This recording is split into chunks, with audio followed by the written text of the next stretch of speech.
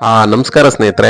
ಪ್ರತಿಯೊಬ್ಬರ ಕನಸನ್ನು ನಾವು ಪುಟ್ಟದೊಂದು ಮನೆ ಕಟ್ಟಬೇಕು, ಅದು ತುಂಬಾ ಚೆನ್ನಾಗಿರ್ಬೇಕು, ನೋಡಕ್ಕೆ 10 ಜನ ಬಂದ್ರೆ ವಾವ್ ಅಂತ ಅನ್ಬೇಕು ಅನ್ನೋ ರೀತಿ ಕಟ್ಟಬೇಕು ಅನ್ನೋ ಕನಸುಗಳಿರುತ್ತೆ.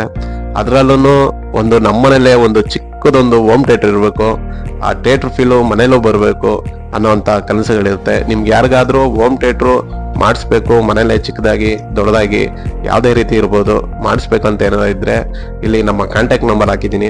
ಈ ಕಾಂಟ್ಯಾಕ್ಟ್ ನಂಬರ್ಗೆ ಕರೆ ಮಾಡಿ. ಲೈಟಿಂಗ್ಸ್ ಆಗ್ಬೋದು, ಹೋಮ್ ಥಿಯೇಟರ್ ಆಗ್ಬೋದು, ಫಿಟ್ಟಿಂಗ್ಸ್ಗಳಾಗ್ಬೋದು, ಸುಮಾರಷ್ಟು ಥರ ವರ್ಕ್ಗಳನ್ನ ಮಾಡ್ತೀವಿ.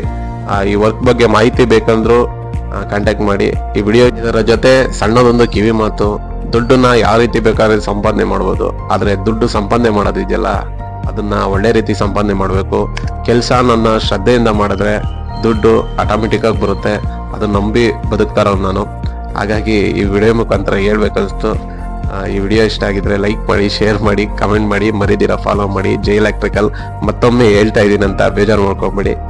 ಜೈ ಎಲೆಕ್ಟ್ರಿಕಲ್. ಎಲ್ರಿಗೂ ಇರೋ ಹಾಗೇನೆ ನಮಗೂ ಒಂದು ಪಾಸಿಟಿವ್ ಪಾಸ್ಟ್ ಇದೆ, ಅದನ್ನ ಒಪ್ಕೊಂಡು ಮುಂದಕ್ಕೆ ಹೆಜ್ಜೆ ಇಡಬೇಕು.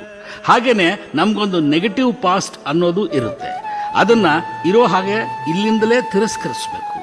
ಯಾವುದು ದುಸ್ಸಾಧ್ಯವೋ ಅದನ್ನು ಎದುರಿಸಬೇಕು, ಬದಲಾವಣೆಯನ್ನ ಸ್ವಾಗತಿಸಬೇಕು. ಜೀವನ ಪರ್ಯಂತ ಹೊಸತನ್ನ ಕಲಿತೀನಿ ಅಂತ